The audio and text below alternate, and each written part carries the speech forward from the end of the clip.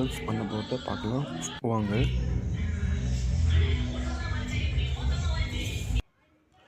இதுக்கு நம்ம முதல்ல கடாயில் 2 டேபிள் ஸ்பூன் எண்ணெயை விட்டுக்கலாம்.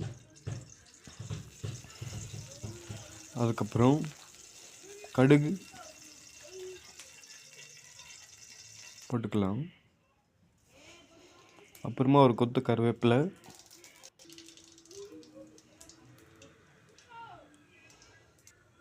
ரெண்டு வெங்காயம் சேர்த்துக்கலாம் ஃப்ரெண்ட்ஸ். அப்புறம் இது கூடவே கொஞ்சம் ஜிஞ்சர் கார்லிக் பேஸ்ட்டும் சேர்த்துக்கலாம்.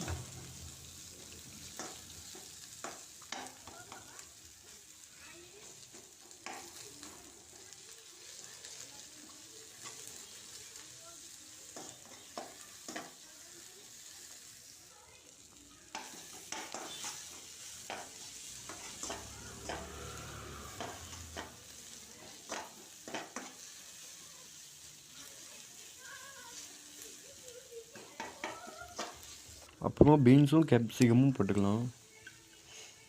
இது நல்லா வதக்கிக்கலாம் ஃப்ரெண்ட்ஸ். பச்சை வாசனை போகிற வரைக்கும் நல்லா வதக்கிக்கோங்க.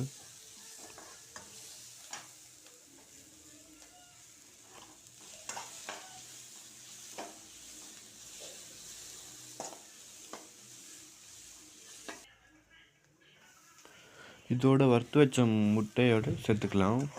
இது நான் அப்பயே முட்டையும் சால்ட்டும் அப்புறமா கொஞ்சம் பெப்பரும் போட்டு நல்லா வறுத்து வச்சுருந்தேன், அதை சேர்த்துக்கோங்க. இப்போ இதோடு டொமேட்டோ கெச்சப், சோயா சாஸும், உங்கள்கிட்ட சில்லி சாஸ் இருந்தால் அதுவும் சேர்த்துக்கலாம், இல்லைன்னா ஆப்ஷனல் தான்.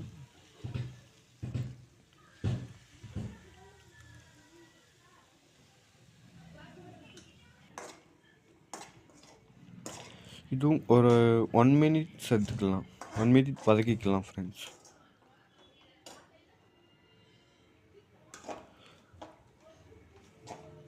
இதோட கரம் மசாலா, மஞ்சத்தூள், தேவையான அளவு உப்பு போட்டு அந்த கரம் மசாலா இந்த பச்சை வாசனை போகிற வரைக்கும் கொஞ்சம் வதக்கிக்கோங்க. இது சிம்மில் வச்சு வதக்கிக்கோங்க, இல்லைன்னா அடி பிடிச்சிடும்.